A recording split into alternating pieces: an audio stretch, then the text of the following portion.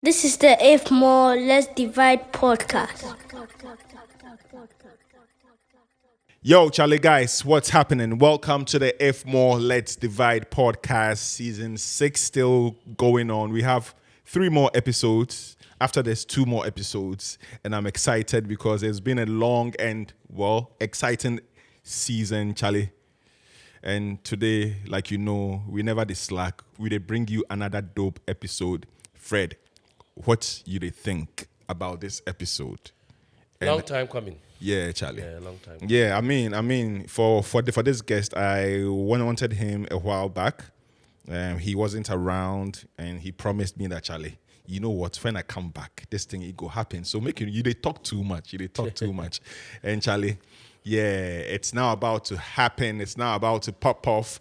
You might have seen his stuff in town several years ago. You know, he brought in a staple. That was a thing, you know. And Fred, I don't know if you were around. No, you weren't around, but I think you might have seen it. Yeah, I knew of him because Yeah. of our relationship. Yeah, your circles. Yeah, Charlie. Yeah. Charlie. So, guys, you know, you guys for follow. You guys have to subscribe. Tell a friend to tell their grandmothers to tell their mothers about the podcast. And a big shout out to Atunwa Digital for powering season 6. Sure. Shout out to Mark Mason and his entire, team. Everybody behind, this podcast. We thank you. So without further ado, help us welcome Fred Deegbe. Booyaka. Charlie, today is going to be a tough day because we have 2 Fredericks in the house. So I'm not going to call my Frederick Fred this time around. I'm going to distinguish the 2. So my guy is Frederick and our guest is Fred. Cool? Yep. Easy. We'll take it. Easy. What's up? If more or less divide, right? Charlie, we thank you for coming through. We have been vibing for so many years now. And like in my intro, I said a product that you introduced became a hit. I was actually following you all the time to buy some. Back in the day, I was talking to this girl who I met from a show. Then later we met online, and I was going through her Facebook, and she was wearing your beats, Heal the World. Yeah, and I'm like, there is a vibe here. I'm sure we are going to connect because around that time too, I had found you and I was buying the beats from you. And several years down the line, I connected the said lady, and that we made babies. Oh, really? Yeah, Charlie. Okay, all right. As long as it wasn't an ex story. Yeah, Charlie. So thanks to you, thanks to your beats, we actually connected. Off the bat, Heal the World, your brand. I think the name is so dope. That's cool. Heal the World. Yeah. Fred, you are into branding, like heal the world, like souls, like heals, like, I mean, the genius of it is undeniable. Maybe he can tell us where the thought process. How did you come up with that name? So first off, thanks for having me on the show. Chai, Yep. pleasure so ours. Been watching Yes, you sir. guys. I laugh so much at home. And I love the diverse group of people you bring. Yeah, You bring in yeah. the OGs, you bring the up and Yeah, coming. yep. You bring in a couple of Gen Zs. Yeah. We're still trying to understand them, but it's all good. So thanks for having me. And Heal the World, I have to be honest, everything that's happened is because of God. Let's start there. Heal the World is not actually the first venture I've tried in that vein.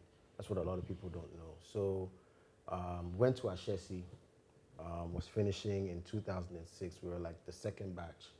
So we're the guinea pigs. Yeah. Or now we were the standard, And I didn't want to work in a bank. I didn't know what I wanted to do, but I knew I did not want to work in a bank, right? And somewhere down the line, a kid was coming to our school. It was a really small school, and he was bringing some T-shirts. And I'd never seen T-shirts like that before. The T-shirt brand that was similar at the time was Miskeen. Miskeen, so it was hand painted, and it was going for like $80 or something in the US, whereas Echo, Rockaway were like 20. So this guy was now bringing it in and selling it at like the equivalent of $15, and I'm like, nah. I'm like, how can you, this kind of hand-painted talent? Yeah. And so I was finishing school, I was with a couple of friends, I was like, this is so cool. And I'm like, let's start a company. I wonder how many people are like this in Ghana. And I'm like, okay, let's go to Register General. I'm going to go to Register General. I'm going to go register the company. And the company name I wanted to register was Made in Ghana. This is 2006. So generic. Yeah. Now it's generic. But then it's like, nobody even wanted Made in Ghana. Made in Ghana. Yeah, true. So the lady, the lady there at the Register General was like, I can't give it to you, but I'm like, okay, what about manufactured in Ghana? She's like, all right, I'll give it to you. So I was 22 at the time, and they gave me and my friends a company called Manufactured in Ghana. It might still be at the Register General now, but whatever the case, that goes to show that Heal the World was not the first time I thought that we could do something from here that people would rock with. So fast forward, it was a t-shirt company, umbrella. It was an umbrella t-shirt company. We're just finding talent and people in Nima and a disabled guy in Labadi, just doing dope stuff and put them under an umbrella. We didn't know what we were doing. When I say we, it was me, a guy called Obina Chuku, brilliant branding guy, made me love advertising. So another guy called Jeffrey Menu, Motown boy. These two, when it comes to branding, these are the ones. Like if there's anything I learned about branding, it started with them. And another guy called Quay Foley, Motown boy as well. So we started, but we didn't know what we were doing. I mean, Facebook had just started. There was no Instagram, no TikTok, so we were just, So tried for a little while, and someone said, hey, you're American, why don't you go to America, go and get some money? There was no such thing as angel investing, seed. There was nothing like that, right? So mine was to go to America, get a great job with my Ashesi degree and put money in the business. Went to America, nobody had ever heard of Ashesi, nobody cared about Ashesi. Wow. It was a college at the time, And so 1 year of being there, doing odd jobs, security, Mother's Day came. I couldn't even afford my, a Mother's Day card, for my mother. Like, it was bad.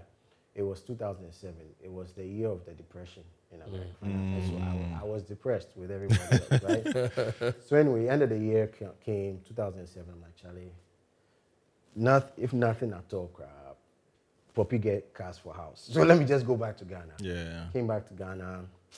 And the t-shirt thing, this is something as creatives, like intellectual property is an issue. Yeah.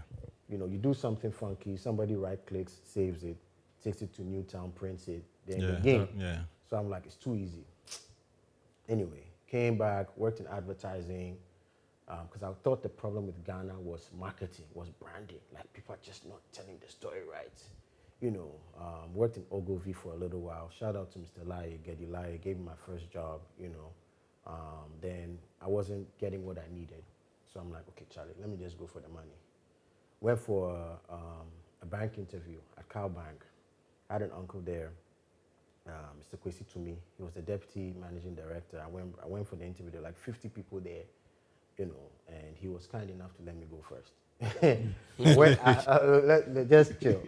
It's the grace of God. Everybody dies. So I got into the room.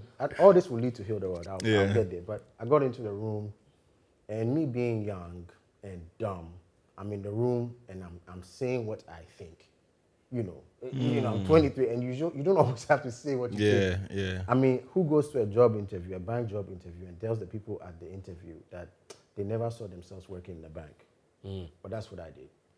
Look, you look stunned. Yeah, this is wow. So I understand Gen Z, like, because we've been there. We've been dumb before.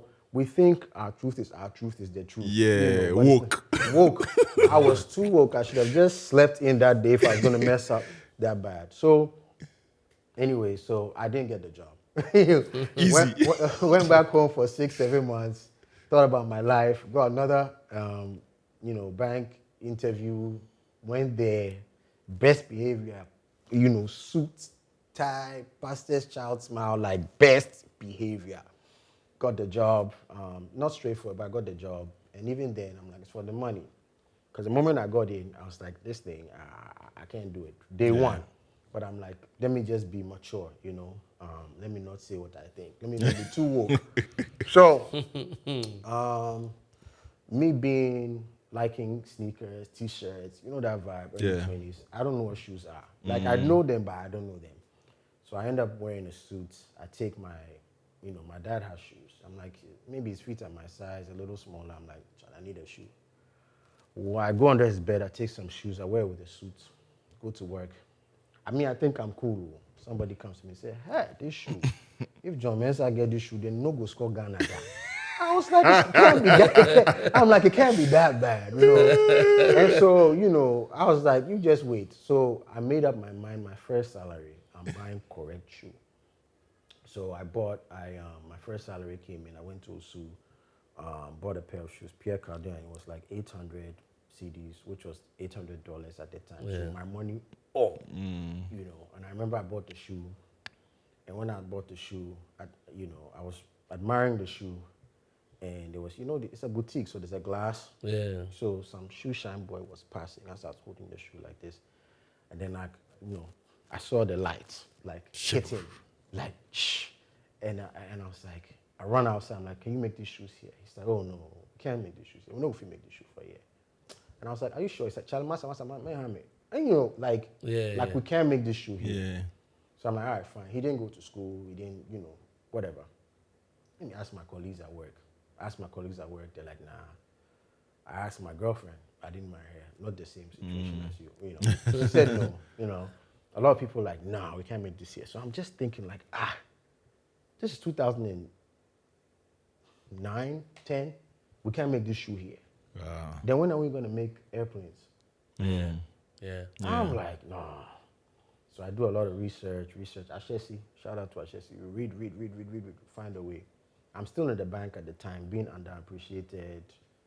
Bank managers are telling me I'm a waste of, I'm causing financial loss to the bank. Like my mere employment. Wow. Some guy said it he said it at lunch, I remember, and everybody laughed. But I'm like, yeah, okay, whatever, I know his name, I remember, but, we'll leave that one for God. So I'm just like, all right, fine. I think we can't do mass here. I don't have the factory, we don't have the people, we don't have lights, or we had light, but whatever. I'm like, okay, so I have to do something special. And I'm like, I have to go all the way to the top. So the first shoe I tried to make, the shoe wasn't great, but the shoe box was a box. And I remember I thought I'd done something, and I showed it to my business partner at the time, VJ Meaning, the one I started with. And he's like, Charlie, this thing looks like a coffin. So that was the end of this thing. Like, no, he said, this shoe box that I thought I had done, he said it looks like a coffin. Yeah. Like those guys. I'm like, all right, bro, maybe I've gone too fast. Yeah. Maybe I'm Steve Jobs in 79. Like, this Apple, ain't nobody ready for this Apple. Yeah. Let me start with the Nokia. So I'm like, let me bring it down. So in bringing it down, I'm like, all right, clearly it's too far. Not that the product was great, but wherever I am. So I'm like, let me make shoes that people like, but in different colors and textures and blah, blah, blah. And let me charge $150, $200, $300. It was still 1-to-1 at the time. This is black and white days, guys. It's not 1-to-16, wherever we are now. So it was fair. It was $150, $200. It was still high because people were used to paying 80 CDs. And so I'm like, all right. So if someone is going to pay that amount here, why would they pay that? And I'm like, okay. For me, it's not just about the shoe because I'm not a shoemaker. I didn't go to fashion school. I don't know leather. It has to be about something else. It has to be about the people. So I wanted people to know, like, we can make this here. Somebody who works in a bank, who's done marketing, advertising, who doesn't know anything, can do this here and still excel and not do it from here, so it has to be mediocre. So I felt like if I can get people who think like me, who think like let me just put my best foot forward. Like, I didn't mean to do that, but let me put my best foot forward and the world will actually be better. Because if you think about it, if everybody puts their best foot forward, everyone will be better. So I'm like, so I remember it was 5 of us at the time. Me, a guy called Emo, another guy called Kukumaji, another guy called Kojo Boama, and then Vijay. Vijay was the last one. Vijay was the youngest one. Vijay was Jeffrey's youngest brother. So you know how goodwill works. People rock with your brother because of you. So that's what happened. So I remember taking, like, what's the name? What are we going to call it? And so one guy, Emo, said, let's call it Tia, which is step, which also stands for This is Africa. And I was like, it's smart. I like it, but I don't know if I want to start with that box. It was snazzy, you know. And I remember talking to some people about what I wanted to do and showing them. I wanted somebody to do the copywriting for me. Nobody could see. So I remember telling a girlfriend of mine, like, you know, I'm like, Charlie, can you help me with this? She works in MMRS, Ogilvy. You know, I need something. And so she was thinking Tom's, like Tom's shoes, you know. And I was thinking Tom Ford. So once again, I'm still like ahead. Anyway, so I came up with the name one night, God's grace, heal the world. I took it to my partners at the time. We're 5, which ended up being 2. And I was just waiting for them to reject it. And they were like, it's okay. So I can't tell you from the beginning that the name was, like when I said the name, there were fireworks. You know, it's like, it's okay. It's better than Tia. Maybe it's better than Tia. So let's start there. So that's where the name came from. Dope. I will pause now because there's more to go. But that's where the name came from. Awesome. Fred. Frederick. Thank you for that. Yeah, it's quite an intricate story. I mean, so my perspective of experiencing your brand, mainly came from my brother's relationship with VJ. And funny enough, we had attempted a bead brand because my brother was with me and we had gone to some American shops and we put some beads together. SOE, I remember. Yeah, and then he said, we named them Nazia beads because my mom, blah, blah, blah. Anyway, so then he tells me, oh, this beads is popping off. And I looked at him like, okay, this is quite interesting. It's a solid, like, it's not trying to do everything. It was one thing. And I think that's what maybe allowed you guys to stand out. So not to limit you to just heal the world, but at that point, I guess to continue the story, I'm trying to figure out what was motivating you guys to come up with just the one look, the black with the gold with the names on it, and what drove that design? Okay, so thanks for the question. So Frederick, so I like to call someone else Frederick. So we came up with the shoes. It took, so first of all. So you started with the shoes? I started with shoes. Oh, okay. But the shoes were not African print. There's nothing that would tell you they were African. So that was our advantage and disadvantage at the same time. It took 18 months for the shoes to come out. Between thinking about it, researching, reading, shoemakers, police, Ghana.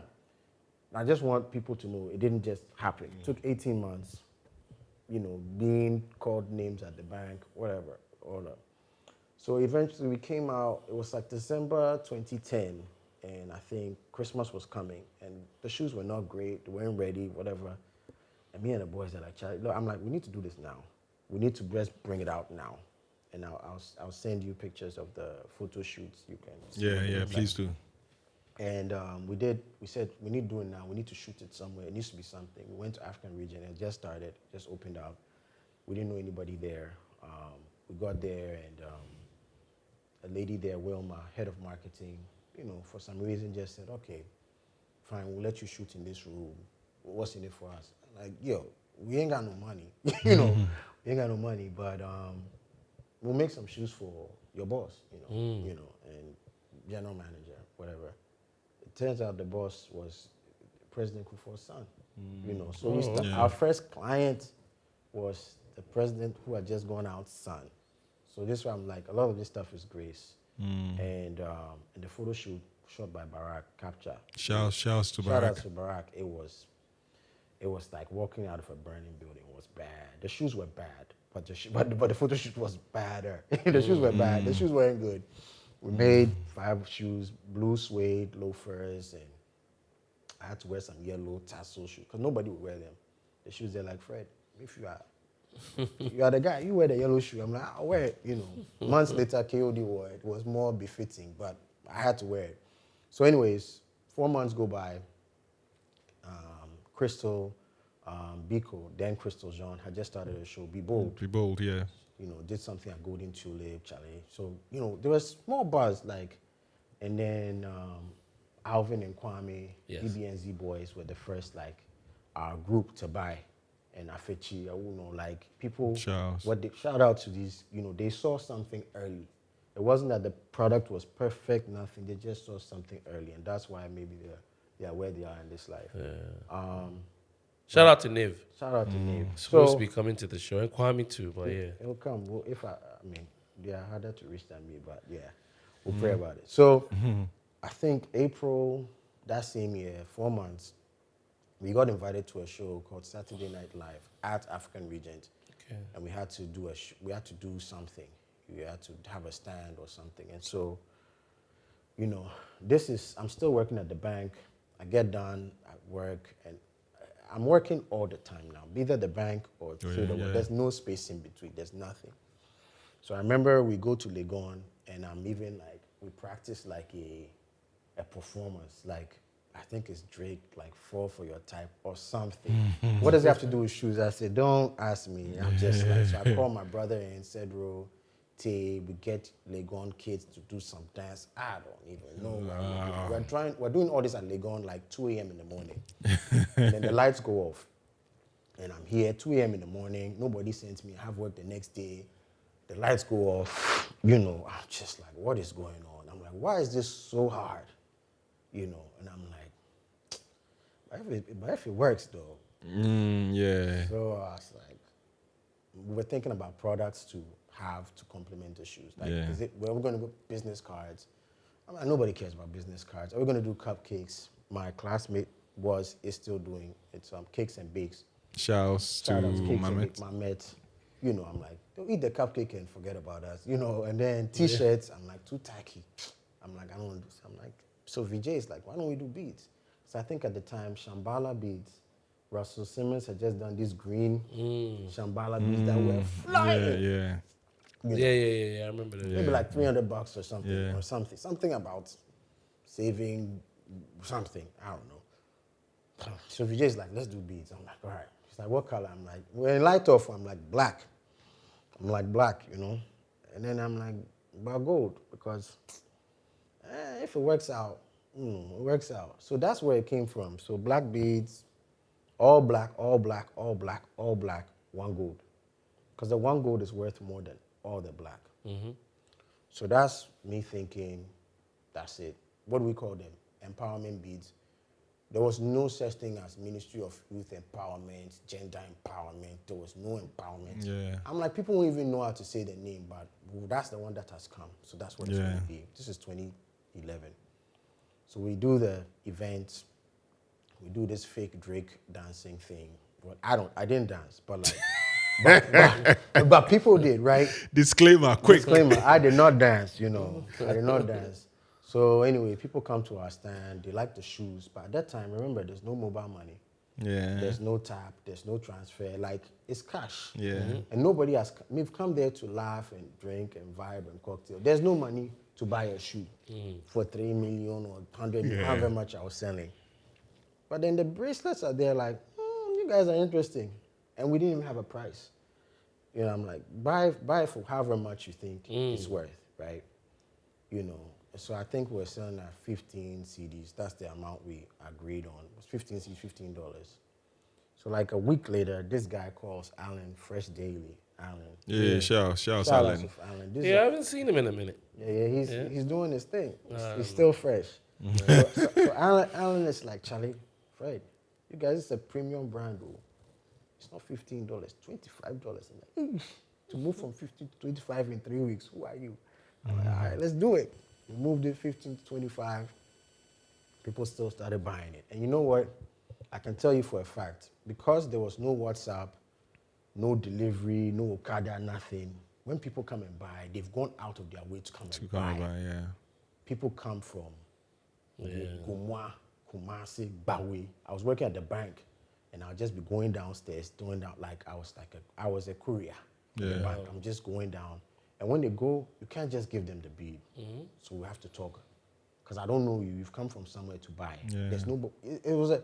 So the first 50, I know I talked with them for an hour, for each person who came to buy the beads, because I don't know you, and you don't know what I don't know. I remember one girl came, it was raining, sat in her car, don't know her, no Uber. It's just, well, that's it. It was real. And so at one point we heard Fabulous was coming to town. This is before Year of Return, Black Panther. Nobody was coming at the time. I think Jay-Z had come once for some water project, but nobody was coming. So Fabulous was coming, and Fab was my guy in high school. Not my friend, but he was my guy. He was our guy, Shout out to Fab. So I'm like, okay, Charlie, I need to get this guy. There was no influencer. Still, all this, we don't know what we're doing. I'm like, we need to get this guy. So I look for this guy Thursday, Friday, Saturday, Charlie. I go to a club, I dress up, pink shirt, white trouser, dapper. Fab doesn't show up. I go to they say he's doing some barbecue. I go there, I eat all the chicken, meat, goat, no Fab. Yes, by Sunday, 1 p.m., I'm giving up. And one of my boys, Bobo, Daniel Coca, Botre Boy, Ashesi, he used to work at Holiday Inn. He's like, Charlie, the guy is sleeping at that place. I'm like, bro, I'm there. I go there. I go to the reception, because he's not there the day. He's like, go. And that time, there's no WhatsApp. Like, people, it's not as interactive. I go there, they're like, where you look for? I'm like, I'm looking for Fabulous. She's like, is he expecting you? I'm like, no, but I'm looking for him. She's like, hold on. Because I was like, yeah, I'm looking for him. She wants to go and call some guy. Some guy came, Selom, young guy, a big guy. He's like deputy marketing, but because marketing that time is a lot of movement. It's not fancy. So he came, he's like, yo, I think I seen something on Facebook. All right, cool. So I'll introduce you to the guys who brought them. So I sit down 2 hours, 3 hours waiting. Then the guys who brought them, one of them comes, Farouk Zakor, he's my senior in high school. Oh, wow. And he's like, yo, Fred. I'm like, yeah, I have this thing. He's like, I think I've seen it on Facebook. I'm like, okay.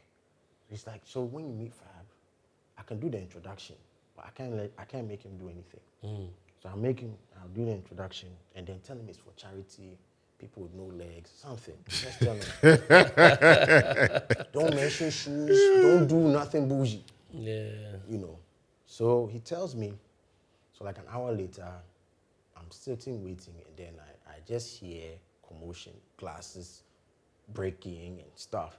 So Fab has come out of the elevator, and people have heard. So they're in the restaurant, so like commotion, everybody has stopped. Whatever eating, they were not eating, just waiting. They rush him. We haven't seen a celebrity before. So we all rush. So they rush him, so me too, I rush. But because I'm with my guy holds me, passes me through. So now I get there. And I have 10 seconds, elevator pitch. I'm like, Mr. Fabulous, you're looking very nice. He was wearing all black. Fab is cool. All black, Ray-Bans, black t-shirt, black tracks, black and red Jordans. It looks nice. The guy, he's the freshest guy I've ever seen in my life. Still, he's Fab. Fab. He's always on point. Fresh. He's not seen a pimple before. So this guy, I'm like, okay, I know everybody's here with you, loves what you're doing, but you're the only one who knows how hard you work to get here. So I have something for you. And he's like, what are those? I'm like, beads. He's like, where are they? And I realized they're not even on me. Oh, shit. I have to rush because I left my bag. It was just commotion. Rush, go get it. Come back to him. I'm like, here, they're called empowerment beads. Black is for hard work. Gold is for the ultimate reward. He's wearing all black. He's like, yo. There's fire. He's like, yo, these shits are kind of hot, though. Yeah. He said, give me 2 of those. When he said it, it's like, I'm famous. Like it was like a rap. It was like a bar. Yeah. And like when he said it, it's like everybody around heard it. After I gave it to him, Everybody gets you. Everybody needs empowerment. Everybody around is a hard worker. Yeah. Everybody is struggling for something. Just like 50 people. To the point that the guys who actually brought them, the event promoters, who had already given 1 to, were angry that they only got 1. They didn't get 2 because they are the ones who paid for him to come. Wow. So that was it. So the next day, BBM, people start messaging me. Like, yo, we heard Fab got the $500 empowerment. I was like, yeah, he did. Yeah, he did. And and after that, God being good, we just kept going. And at a certain point, now we stopped looking for people who know people are coming. They are getting it for us and giving it to them.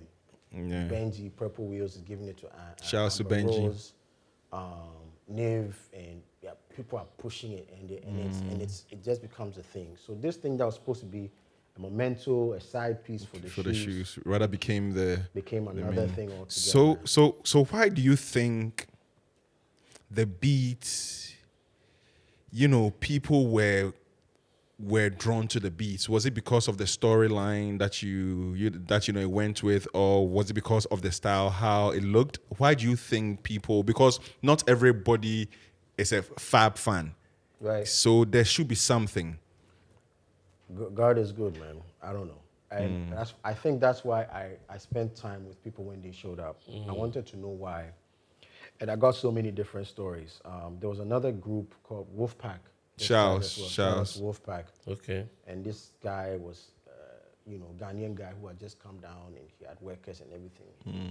He told me, look, he bought the beats for all his workers. He said, if you show up to work without the beats, he sends you home. Wow. Like, people were like different reasons. Someone is like, I'm graduating from Howard, I want to wear the beads. Someone is going for a job interview, I want to wear the beads. Someone is traveling, I want to wear the beads. So everybody had different reasons for wearing it. And I honestly didn't know why people wore it until I had my own experience with the beads and I got it. And that was like 5-6 years later. I was in Spain. I was going to buy leather for the shoes. And, black people were so image focused. So like, let's say I get to Accra and the place is in Kumasi, but I don't know because I've never been there. But I'm dressed like I'm going for a concert. I'm going to buy leather, but I'm dressed, I'm wearing Eskimo wear, like I'm doing too much. Yeah. And so I remember I finally go 4 hours, 5 hours, go get the leather, and I have to come back. It's raining, it's cold, it's in Spain, there's all these white people, I'm the only black person on the train, I look silly holding all this leather. And I get off the train and I'm walking to the hotel, and I'm asking myself why, and I'm holding the leather like this. and I see the beads. I'm like, the hard work and the reward. I get it. It's for the grind. It's for the grind. So I think at that time, Kufuor had just canceled the hipping Get. So there was a clean slate. So everybody was starting from zero, and everybody was just pushing. That's my understanding of it. But where it went, where it is now. No. I was actually going to ask, do you still do it? Do you still, make the beats? We still make them. We make a lot of them gold as per request, because at some point, actually, now, it became bigger than Heal the World, because people started calling asking, can I write my name on it? Can we do it? And then I was like, no, yes, maybe. And then the market just took over. And so it's like people started copying. And so all the bracelets now with people's names on them, it's the same. It's the concept of Heal the World. It's the brass, it's us, the black is everyone. And I was like, it was annoying. And then I had to get over myself and ourselves. And then what happened was, I remember we started with a guy who was in Tamale. He was the one doing the brass. Things got better for him. He moved to Nima behind a huge trash baller dump. The dump truck. Yeah. That was his upgrade. Yeah. Then eventually moved to Art Center and so on and so forth. So I saw him moving up. And so I think like 3-4 years ago, I had to do something, and I was like, let me go and visit him and shoot something with him or something.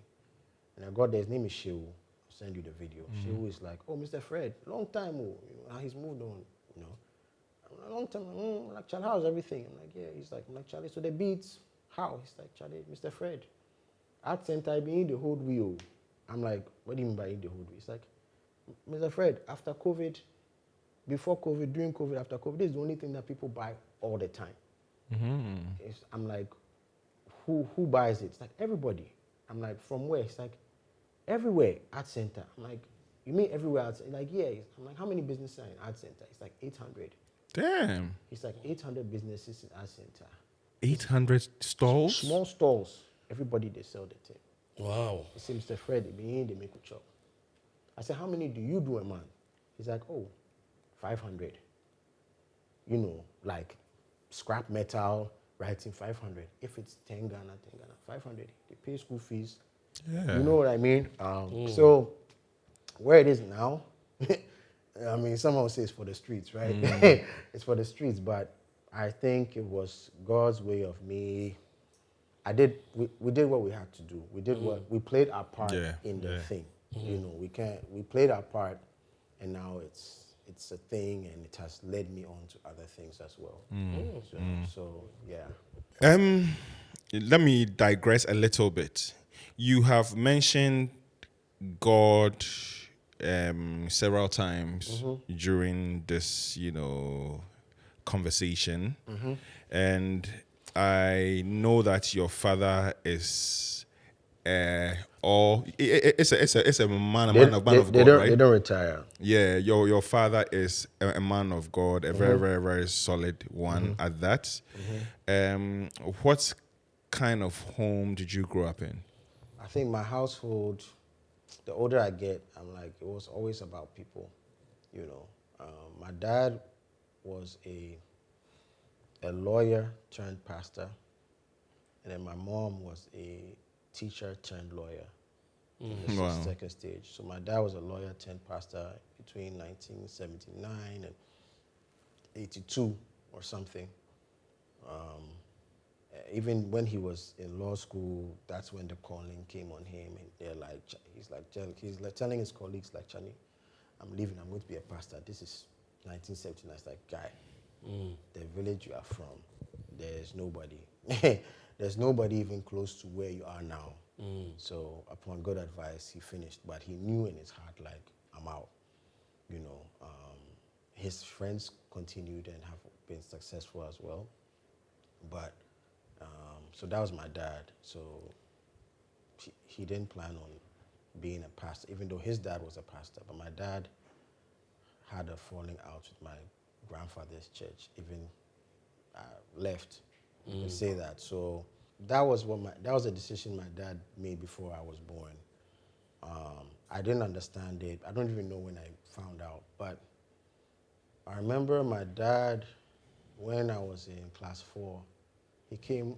I mean, my dad traveled a lot because of work. He was the senior pastor of Calvary Baptist Church since 1992, and by God's grace opened several branches and satellite missions and so on and so forth. So he did a lot of traveling. He was also like the head of the Ghana Baptist Convention, so a lot of traveling as well, and even at some point, General Secretary of Christian Council. He always traveled, always moved around. So, but when he came home, it was like, it was never about work. It was just my dad, home, And I remember one time, my dad talks to, I won't say he talks to everyone, but he talks to everyone the same, right? And I remember because, I remember one time I was with him, we were checking out a site for the church that he was working on. I remember he got a phone call, and I know who called him. And the guy called, and my dad talked to him for like an hour. And I'm like, he could have just told the guy, like, yo, I'll call you back. I remember, I was just watching him, like, I know the guy on the phone. I'm like, this is not going anywhere.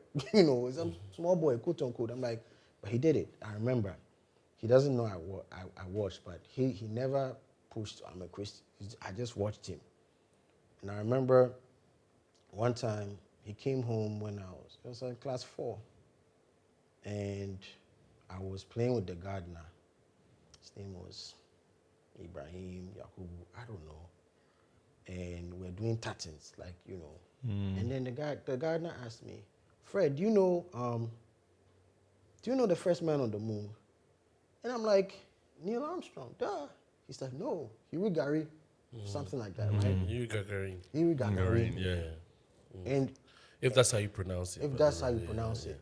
And I was in class 4, and I was talking to the gardener, and the gardener told me, he corrected me, my two known American, and it's stuck. Like, he's not a gardener because he wants to be a gardener. Yeah. It's just the situation. And so my dad, how it's related to my dad is that my dad is not talking to you based on where you are now, wherever you are. He's just talking to you like... Because you're a human being. You're a human being. Yeah. And so I think I got that from my dad. My mom is what they call in English is a martinet. It's a disciplinarian. My dad is, we'll figure it out. My mom is, we're doing this at 5, we're doing this at 7, because she was a teacher. She was a teacher, and she's like, I'm going to put this thing in you whether you like it or not. Because that's what a good teacher does. Whether you like it or not, I'm going to do it. Michael Jordan said it in, what's it called? That Last Dance. Yeah. You know, he was crying in the end. He was like, they say he's this. Like, look, if this is what I have to do for you to win, I'll do it. And that's my mom. And so I get that flexibility, dynamism, whatever people think from my mom, from my dad. And I get we got to get it. We have to do it. We have to get it done.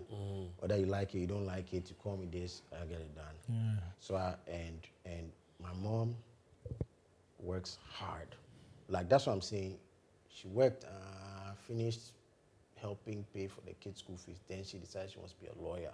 Because she wanted to be a lawyer in 70-something. She couldn't do it because of life, kids, farming, coup d'etat, whatever. Charlie had like 60-something or 50-something. She's like, I want to be a lawyer. Took her longer than it should take, but she still did it, you know. Wow. And she's now 69, 70, going to, she's a clerk. I don't know, she's busy. She's still doing it. I'm like, hey. So I meet young people in town, my age mate. They're like, I was in school with your mother. I'm like, you know, like 41, 42, and they're like, I'm like, you know, shout out to moms, you know. Shouts. And so, yeah, my house that was it. And my dad, I love my dad. If you go on my... Did you have other siblings in the house growing up? I did. I'm a middle child. So my sister is in New York. We all moved to the U.S. at a certain point in 99, because my dad had school, and he's like, he's not leaving the kids.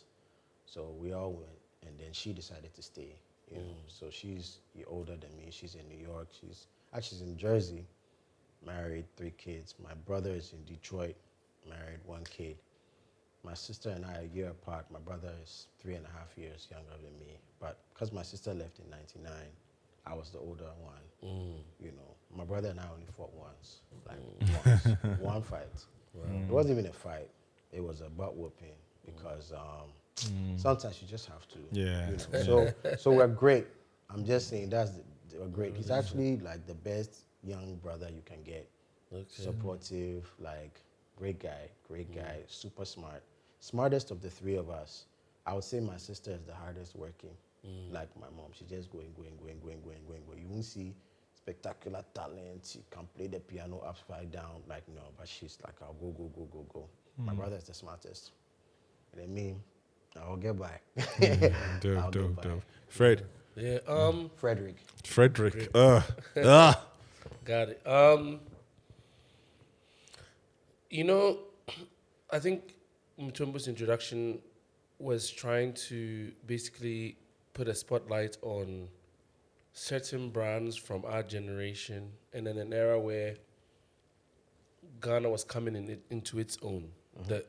The name from what you were trying to get done at RGD, which was Made in Ghana, that concept. It used to be, growing up, we would shun things like that because we didn't associate quality with, I guess, Ghana.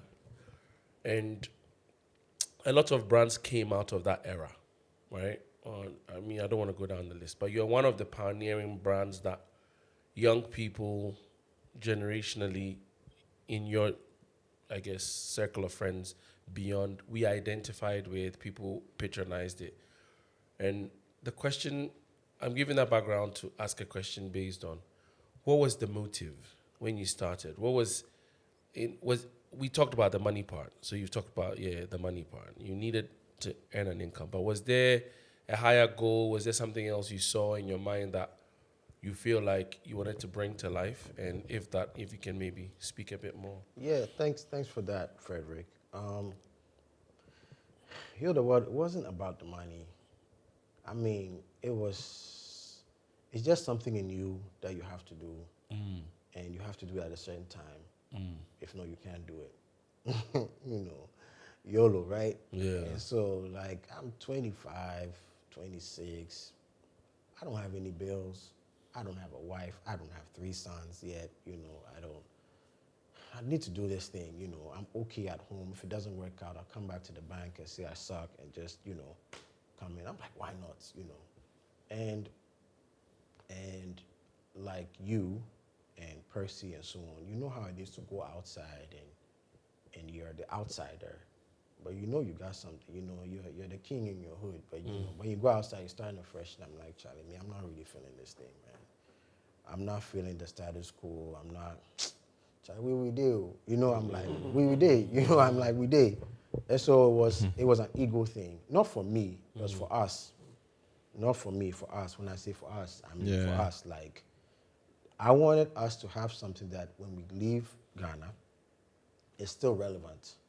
It's not like, oh, so you went to Africa, you got yourself a dashiki, you went to the beach, you met a Rastafari, whatever. Rent a Rasta. Rent a Rasta, you know what I mean? Yeah. I'm like, get something fly that when you go, you're on Wall Street, they're like, yo, those are nice shoes. Yeah. Are they Ferragamo? Are they LV? They're like, no, they're here. What are those? They're from Ghana. What is Ghana? I'm like, let me tell you about Ghana. And let me show you all the things that happened there that you don't know about. Because at that time,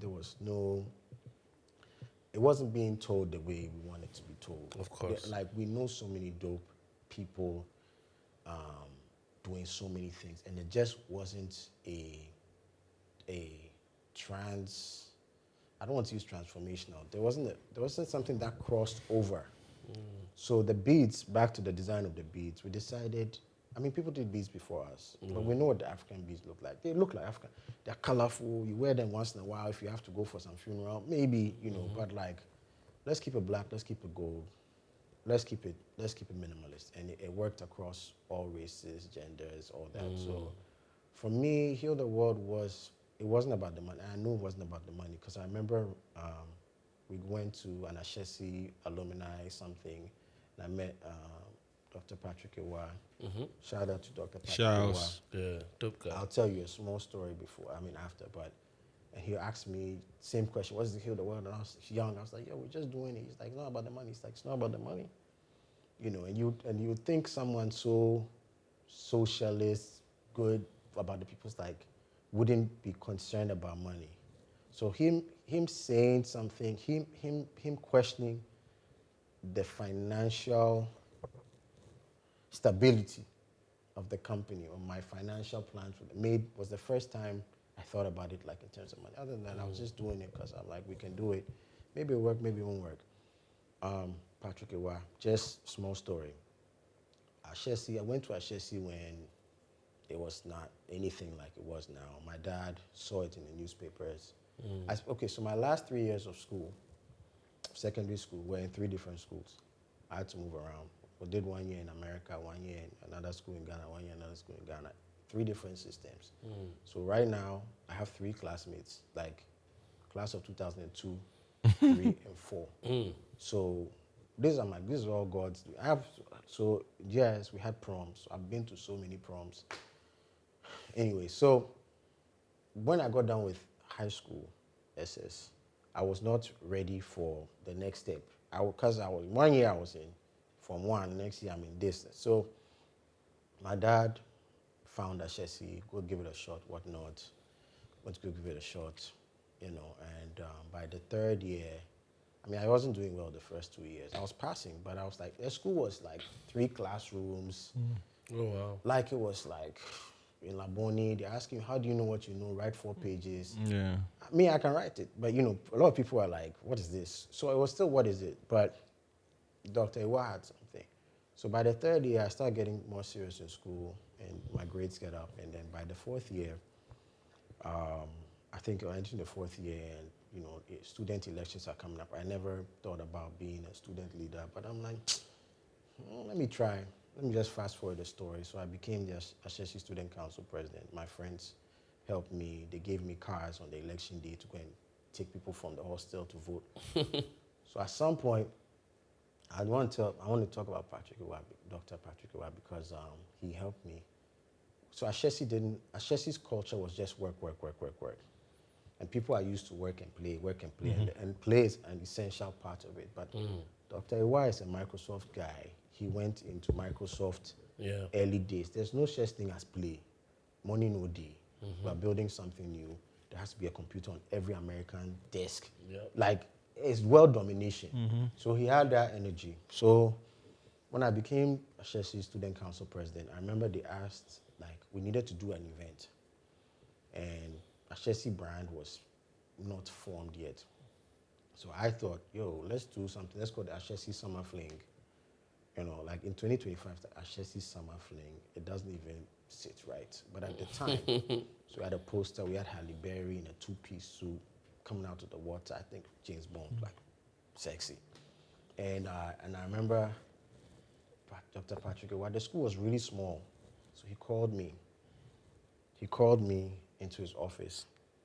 He said, I want to talk to you about this party. He said, I'm going to tell you 10 reasons why this party is not going to happen. And I'm like, 10. In my head, I'm like, 10 reasons, really? It's like, point 1. Halle Berry, she's really lovely. I'm like, yeah, she is. She's like, did you ask her before you used her picture?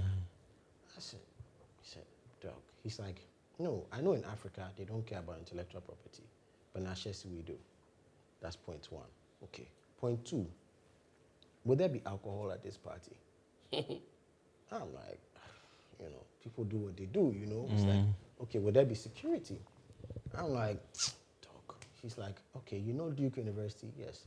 He's like, did you hear about the lacrosse players? I'm like, no. He's like, lacrosse players from Duke University had a party and some strippers or girls came over and there's a rape incident and the whole school's in trouble. So that was point 2. By the time it was point 4, I was like, all right, bet. So we're not doing this party. You know. And the reason I'm telling this story is Dr. Iwa was not the typical say no for the sake of saying no because I'm older than you. He was like, I'm going to teach you. He'll give you reasons. He gave me reason. And it was a learning point for me that he gives a lot of thought in anything he does. So even though I haven't seen him in a while, not spoken to him, I left the school a long time ago, everything he does is well thought out, intentional, he's resilient, you know, and I got something from him too. So I don't have a thing where I say no for the sake of saying no, because if Dr. Iwa could stop what he was doing, this is one of the world's top 50 educators. He can take time, talk to me, tell me why this party no go happen. And when I get younger people, when I say no or I give something, I have to give them game. Yeah. So I Dope. know I've digressed. But Very necessary. Shout out to Dr. Iwa. Dope. Yeah. So, Good. so what's happening we have spoken at length about the beats. What's happening to the shoes now? So the shoes are always what they've been, custom, handmade, top of the line. We don't compromise. Buy the materials from either South Africa. Oh, you said Spain? South Africa, yeah. Buy the materials from Spain, Italy, South Africa, wherever the client wants it from. Of course, the price has gone up because everything has gone up. But the people we target for the shoes or not the people, the aspiration behind the shoes is still something that we want you to save and cherish and value, you know, despite all this Zara and all these things that look good and 3 months later they're falling apart. Yeah. And so the shoes are still high-end, bespoke. We came up with a sneaker line. A couple of guys got them, the EYL guys, Rashad and Troy got them, have partners in the US. And I have a team that's running Heal the World more day to day. But by God's grace, I'm also able to do other things as a result of doing Heal the World. I've been thinking about coming back with a bracelet line, bead line, and I'm like, why? And I'm still looking for the why, you know. Because I was just looking at your bracelet now, and it's giving me the empowerment beats vibe. It is. Maybe after this podcast, maybe people will say, yo, bring it back. Let's do this. Maybe they will, you know. But I'm not forcing it. Yeah. I'm not forcing it. People still ask. People have ordered this off me. I'm not pushing it. Is this yours? This is mine. Oh, is mine. It's dope. It's Heal the World. It's just, I just haven't pushed it like before. There's stuff you're doing at 25. There's stuff you're doing at 40, 41, however old I am now. I still love it, but I feel like you can tell from my story that my purpose was beyond shoes and beads. Yeah. And now I'm doing more than that. I'm still doing that, but I'm doing more than that. I do a lot of consulting now. I'm consulting for a group now called Amahoro Coalition, started by a Ghanaian guy called Isaac Fokuo. And what we do is really dope. There are like 40 million refugees and displaced people across Africa, right? It's bigger than the population of Canada. And we're just like, we don't do anything with them. They're just a nuisance, whatever, you know, until you get robbed, right? Shout out to all the armed robbers. So, and then, I don't mean it, you know, my wife got vexed, but yeah, we had an incident. But my point is, it's 40 million people. Most of them are young. And young, you know, from where we are now, like there's a time that's your prime for you to try things and do things and make mistakes. And so what we do is we go to private sector and we say, hey, what do you guys want to do? Do you want to expand into other markets? Do you want new suppliers? Do you want blah, blah? Why don't you ever look at these guys as like suppliers? Like let's say a couple of years ago, there was the floods at Kosumbu, you know, right? So I don't know how many people were displaced, maybe 20,000, 50,000 people. So it's like people who are doing something now, they're not there anymore, just like the LA fires. And our thing, because of how we were raised, it's always people, a child on a mug who is begging, doesn't have anything. But these are people, but that's not the case. That's just the narrative. So we're like, there are people in there who are doctors, engineers, lawyers, coders, and they can add value. And maybe sometimes what we've done is sometimes they move to a certain area, they get moved from one area to another area. And if that land is like conducive for growing cassava, we would then go to like Diageo, which uses ethanol, which can be extracted from cassava. Like, yo, can we sign like a 5-year agreement where you would buy cassava off this land where these people are?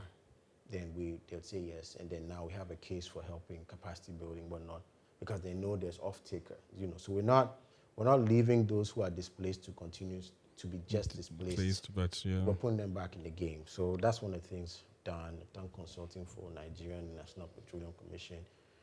A lot of things, you know. So still running Heal the World. Yeah, I was going to ask Heal the World. So how do you make money off it? Because you don't mass produce, right? You don't mass produce. No, we don't mass produce. You don't mass produce until someone comes to you, yo, I need a custom made shoe. It's custom. It's custom. Does that pay the bills, or you're backing it up with all of these other things that you do? It pays the bills because the price is high. The price is high. Actually, So for me, so like typically for one shoe, like range, do you have? you could start at $400. Oh wow, upwards, but you wear it for a lifetime. You wear it for a lifetime. You can check. You can ask the blog if people got our shoes, and you can ask them and say, how long have you had your shoes, if you want to check.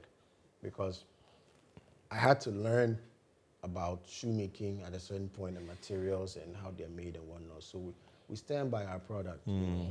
We can't make them $20 even though we want to, or $20, or we can't, because it's not a competitive advantage. There are people here who are skilled and highly skilled, and they've been doing it for a long time, and they should be rewarded accordingly.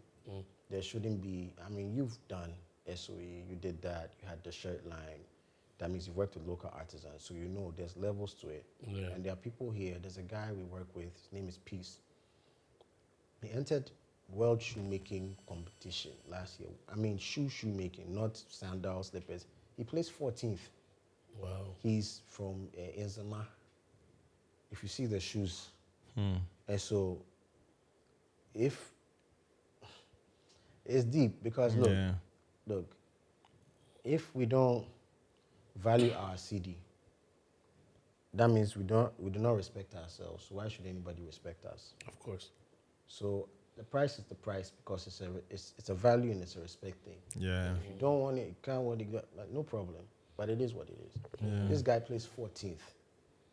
He's my boy. He's in some kiosk in Medina hustling because people just don't get it. But we were like, we're going to work with you. We're going to work with you. We're going to sell in Dubai. We're going to make sure you get what's due you. You know. So the philosophy is there. God being good, we've been on CNN, BBC for all this stuff. So we have clients from all over, not just Ghanaians. And so we're good. We're good. Dope. So one of the things that stuck with me from get-go was when I think Mutombo asked you a question and you said out the gate you knew after school you didn't know where to work in a bank. And what I got from that was this was the era in which Kufuor had freed the financial sector and there was a boom in the financial sector. So most kids were going that direction. But you knew you didn't want to do that. That alludes to somebody who at least was thinking of purpose. I'm making an assumption. So if I'm wrong, happy to be corrected. But it sounds to me as though somebody who's thinking purpose, because you have to have a little bit of that to be definitive in your, I don't want to do this, I'm not going to do this, I'm going to find my own path. Have you found that purpose?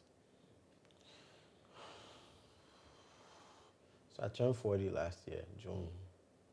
Had a really nice birthday party organized by my better half and her better halves. And then I had some time in between that and stuff, and I thought about it, and I have, and I read on it, and I went on. I went heal the world mode on it, which means that I really read and prayed and what all that. So, you know the average age in Africa? Dying age? No. You know the average age, like people in Africa? Oh, I'm guessing majority are in the youth, maybe 30-some to 40. What about you, Percy? Average age? Yeah. Don't Google it. No. 30s. Nope. Do you know? 19. 19. Wow. 19. That's young. 19. Wow. And I'm thinking, what was I doing when I was 19? I'm like 19. 19, I was not doing anything. Yeah, you're just chilling. I was out there, we were outside, I was not doing anything. And so most of Africans are not doing anything. So I'm 40 now. And so in 25 years, I'll be 65, right? So I'm like, okay. I was thinking about this yesterday. Life, Charlie, 20 years, I'll be in my 60s. Yeah. What the? Yeah, you're less than 20. Stop cutting your age. Oh, no, 20. Stop cutting your age. Don't do that. We pray that we get there. That's the thing. We'll get there. Yeah, so like, no, all that, God is going to make it happen. So like, I'm like, okay, I'm not 90. So the average age is 19. And in 25 years, so I'll be 65. So in 25 years, I'll be 65. So I should be retired. So I'm like, okay, so 25 years, what are things going to look like? And I'm like, my kids will be close to my age, whatnot. They'll be where I am a little. And like, what's that going to look like for them? Because by God's grace, we'll hustle, we'll pay their school fees, we'll do everything they need to do, we'll do that. But the problem isn't that per se. It's like outside of that bubble that we want to create for our people. So I'm like, Charlie, what's this thing going? And I'm thinking, researching again, and in 25 years, there'll be another 1 billion Africans. Yeah. So I'm just like, sex is our main entertainment. Yeah, sex is a thing, though. Sex is a thing. Shout out to sex. You know, so, I mean, sex with the right person. protected, everything. Yes, Charlie. I said what I said, you know. So anyway, Yeah. my whole thing, the purpose, the plan is like, I knew at 19, I did not know what I wanted to do. And that means a lot of people don't know what they want to do. And even when they know how to get there. Right. And I've had to pass so many places. I've had highs, lows, whatnot, and I'm like, I wish someone was there to like, yo, Charlie, do it this way. Not micromanage, Yeah. but just be Okay. there. Like, Mentorship. let me give you so I think it's, the simplified way of it is mentorship, but I think it's more or less building a bridge, building a path for the next 1 billion people in the next 25 years. It's building that path. What is that path? Building that path, ecosystem, bridge. That's it. It's big. I don't know what it is. That's why I keep talking about God, because some of the things I see is like, Fred, no go feed do. But it's what's on my heart now, because I've tried the small things, starting my father's garage. I'll tell you why this is important. In 2012, just a little after a year after starting Heal the World, I got enrolled into the World Economic Forum, you know, and it's something I used to see that big people, Richard Branson, Bill Gates, Steve Jobs, they're all there. I'm like, somehow, by God's grace, I got in.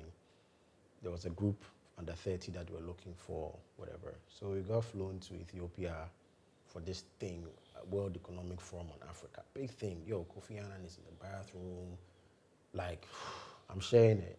You know, he's next to me. We're all in the bathroom. You know, that kind of thing. And so I end up on a panel, right? I'm on a couple of panels. And one of these panels, there's a guy sitting next to me. He's like, oh, it's an older man.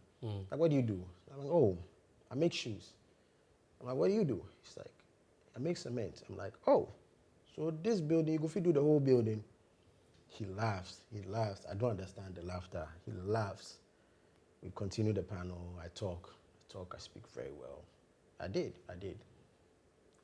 I won't even delve into that, but I did, you know. I did, because some people came up to me after I left the program a week, 2 weeks later, Charlie. The guy who asked me about the shoes, and, you know, I said the cement thing, was Dangote. Wow. And I'm like, Did you slack? Dangote asked me what I do, and I asked him what he does, and I say, you go feed do the whole building. And I'm like, Charlie, Damn. this 19-year-old, 26-year-old dumbass. Yeah, the same thing you did in a bank. But why did that happen? I ain't got no big bro. Yeah. Big bro. Yeah. Big sis. To say, yo, you're going for this thing. This is how you do it. This is how you maximize what's in front of you. Yo, that was a chance to maybe fund and cry if he comes Maybe. Oh, I'll work with Dangote. I'll work with him. That one. Yeah, Allah. I'll work with him 100%. My wife has told me I'll work with him. I don't know how. I will. I have Dangote shoes. They are the most expensive shoes we have. They are $3,000 crocodile skin. It's Dangote. It's the richest black man in the world. Like, I shouldn't do 500. Dangote is not Momo. You know. Anyway, so the whole thing, coming back to answering your question, is like, Frederick, when you were 19, couldn't you have done with the 43-year-old Frederick? Yeah. Like, we all have dads, by God's grace, most of us. But, you know, but I'm like, you need that, like, Charlie, do like this, go like this. Because we went to Ethiopia for 3 days, meeting the most powerful people in the world concerned about African issues and things. And let's say now, what is this, answering your long question purpose? I'm like, I've gone past innovation. Innovation without infrastructure is like a fart. It smells, then it's gone. We need infrastructure for the next 1 billion people that are coming. What does that look like? The way things are now, the way banks are run, governments, it ain't working. If it was working, we wouldn't be here. No, I mean, not us, but like we would not be here as a people, as a... Yeah. So my purpose is to discover that, work with people, organizations, whatnot, to build that path so that we don't miss out on the Dangote. We don't Experience. We don't mess up at the bank. Because like I had to wait 9 months for my next bank appointment. This me with all my connections and That's crazy. and Dope. so that's what I'm on now, and I'm open to conversation around that. Because I just we're older, but we're right in the middle. I'm entering We're in our prime. Yeah. bro. I've been saying it. Yeah. I've been saying it for like 3 months. I'm Yeah. in my prime. Yep. I'm entering another prime. There are things that are a natural consequence of your existence if you're active and busy that will come to you time and place. You happen to find yourself in the midst of some of the very important people that have walked this continent, from Dangote to Kofi Annan to whatnot. And just you expressing the idea that our culture is not one of holding the hand of the next generation so that they don't repeat the mistakes that were unnecessary. A lot of people think there's lessons in struggle. There's no lesson in struggle. The only lesson to be passed on is actual knowledge and competence at doing specific things. And, we're in our prime because we have put in the work, right? And we're going to have to pass it on one way or the other. What I love about what you're saying and what you're doing is we're open-minded to approaching things differently. Yeah.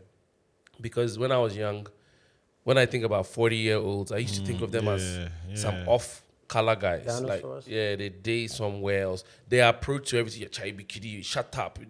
And I see it in you, I see it in Mutombo, but literally he brings some young people around. And when I find out their age, I'm like, oh shit, you're 20-something.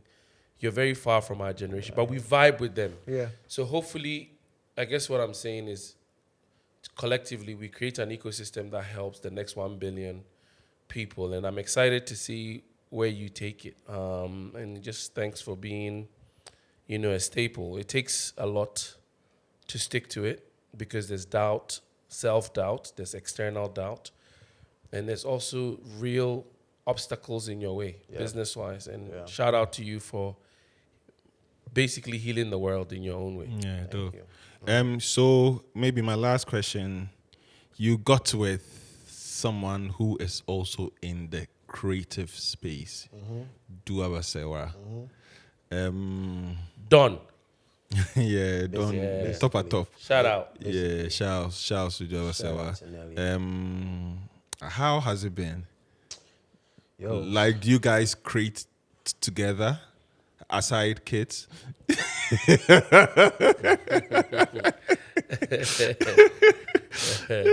Punchline. It's a punchline, and I have to be very careful because my wife is very careful. Yeah, very, very careful. Very Yeah, she is. careful, Yeah. very careful, very intentional. She's a surgical nurse by training. People know that. And it's another situation of this is not working out. I have to do something more. Wow. So between the two of us, she's the creative. I'm yeah. not actually a creative. So people think because I'm creative. I see colors. I don't see any of those things. So, this T-shirt, she gave me the T-shirt. Like, but it's been. I mean, it's private, but I would say like, it's been amazing. It's 11 years now. Wow. Right? And it didn't take long for me to, ask her. It was like, I know every 6 months, unfortunately, I will do something that will be disruptive. Like every 6 months, like clockwork, I'll do something to somebody, And I think I met her in the industry. I met you. We went to Twist that time. Somebody came there doing something. It was headlines, that afternoon. So you know what I'm saying. So I met her. We meet, and I think one time we both got nominated for something in Nigeria. And I'm like, Charlie, this form they want us to fill. Let's tell them we are doing a major, and then we'll get back. We weren't dating, we weren't anything. We just laughed about it. Got together. Got married, had those plans. And then, I'm like, she's actually the creative. And Heal the World was not started because I'm a creative who wants to create.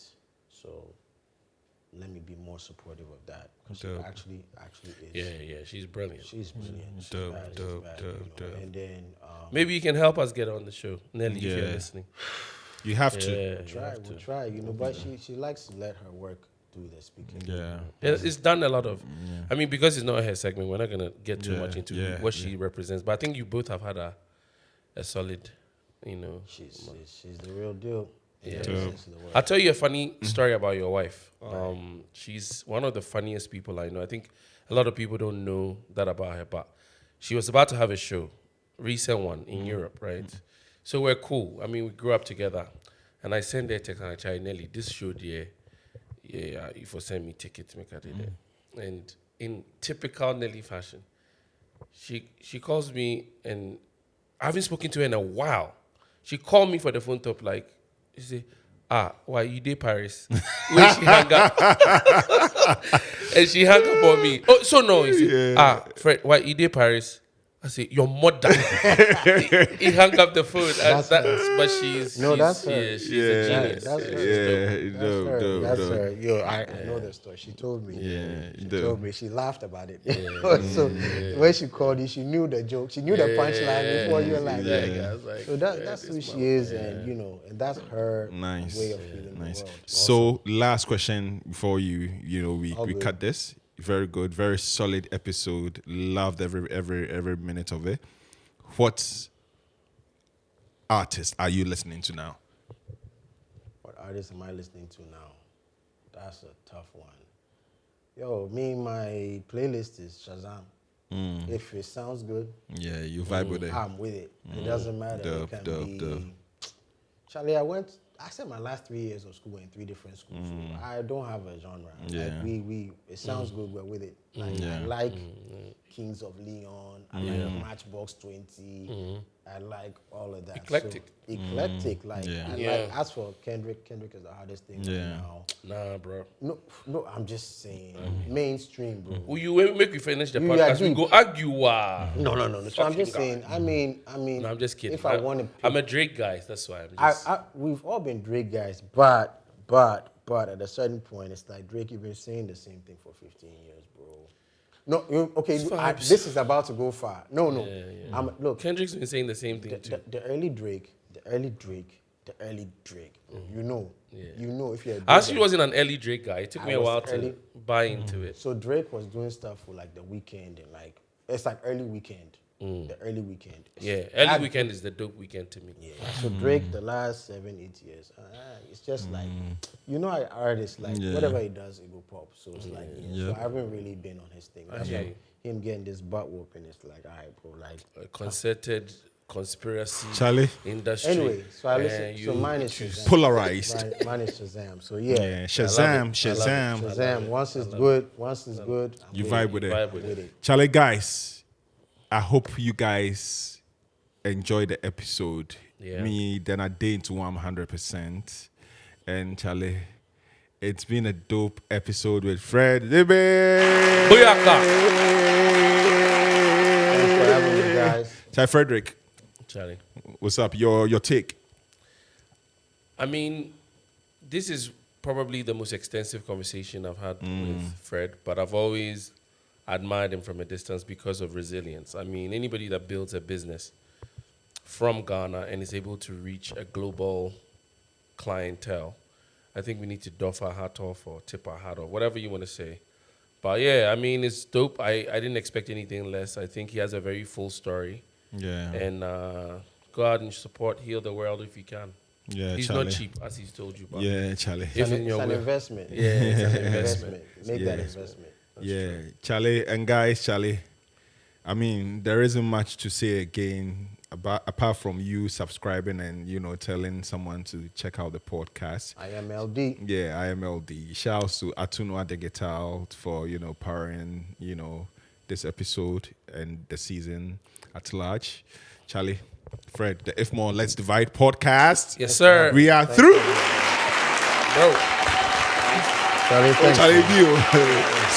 I hope so. Charlie, picture, you might be track quick picture. They say, Jumano, yeti, Jumano, so.